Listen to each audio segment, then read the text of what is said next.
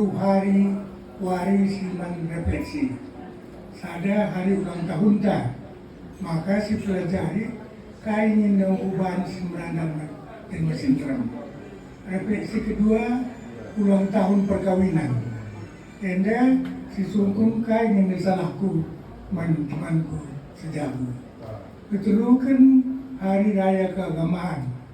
Bagaimana enda pas Indonesia kali berapa? Ubangan ada hubungan kuras Tuhan di Banten sebagai federasi mesin drum. Jadi tahun ini bikin aku baru mulik bas ada perjalanan jauh. Jadi aku sudah turis ngaku tapi undang dia diskusi. Kain ada artinya kekayaan. Itu saya begitu juga waktu saya ditanya. Ini di Uzbek, di Tashkent. Jadi akhirnya disimpulkan bahwa need, demand, desire itu tiga hal, yaitu need kebutuhan kita bisa tawar. Tapi demand dan desire itu macam-macam orang. Jadi di situ disimpulkan orang kaya adalah yang makin mengurangi kebutuhannya, keinginannya. Orang miskin yang banyak keinginannya. Jadi saya pikir saya kan udah tua, saya mau kaya, jadi saya kurangi enggak kebutuhan saya.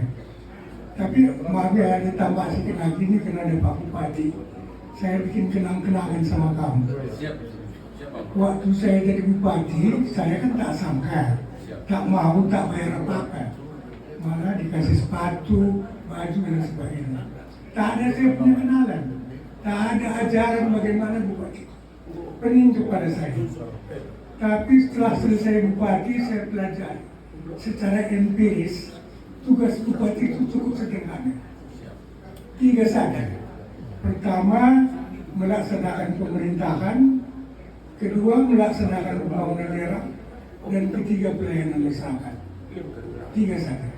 Untuk itu bupati tugasnya cuma 2 bulan. Tugasnya koordinator. Jangan terlampau pintar bupatinya. Itu empiris ya, bukan kamu. Lalu kedua, administrator.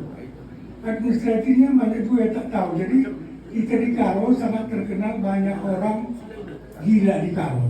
Karena pemerintah Karo lah yang membuat administrasi satu-satu. Inilah orang gila di Karo. Yang lain itu tak ada. Nah, jadi oleh karena itu saya ingin memperingatkan Pak Bupati dan teman-teman. Saya kira apa bedanya Bupati dulu dan sekarang? Bupati dulu itu ada lanut-lanutnya. Tapi Bupati sekarang itu memang mesti kreatif, mesti punya ide. Karena manusia satu aja perlu ide banyak. Dan itulah sumbangan pemikir Karo. Ide-ide itulah yang kamu cetuskan sebagai Bupati yang otonom. Kalau dulu nggak bebas, sekarang agak relatif bebas. Jadi sekarang misalnya saya ajukan sama Bupati, dalam waktu dekat akan hebat nanti Karo karena akan banyak orang ke Danau Toba dan ke Loser yang 2,5 juta hektar. Apa kira-kira kita mau? Ini Karo apapun kita bilang, dia adalah untuk ekspor. Jadi pembangunan Karo bukan bahan makanan apa dan bukan untuk ekspor. Itu perlu dipikirkan. Jadi karena kita sebagai bupati, apalagi saya waktu itu terbatas sekali, tak tahu, tak ada dia dari betul kamu, saya temu pengalaman banyak. Ide-ide kita teruskan sama Pak Bupati. Belum tentu ide itu semua cocok, karena tidak cocok dengan tugas tadi.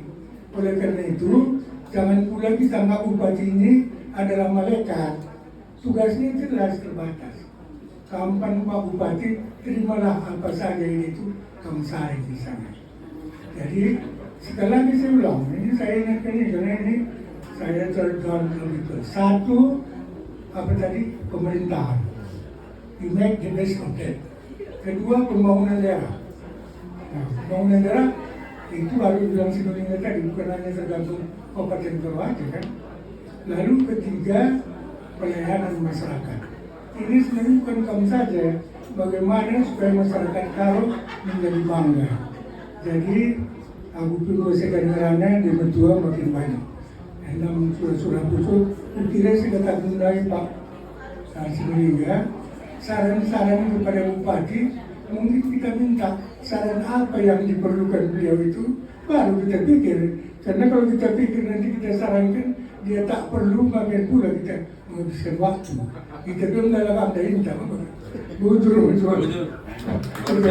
Assalamualaikum warahmatullahi wabarakatuh.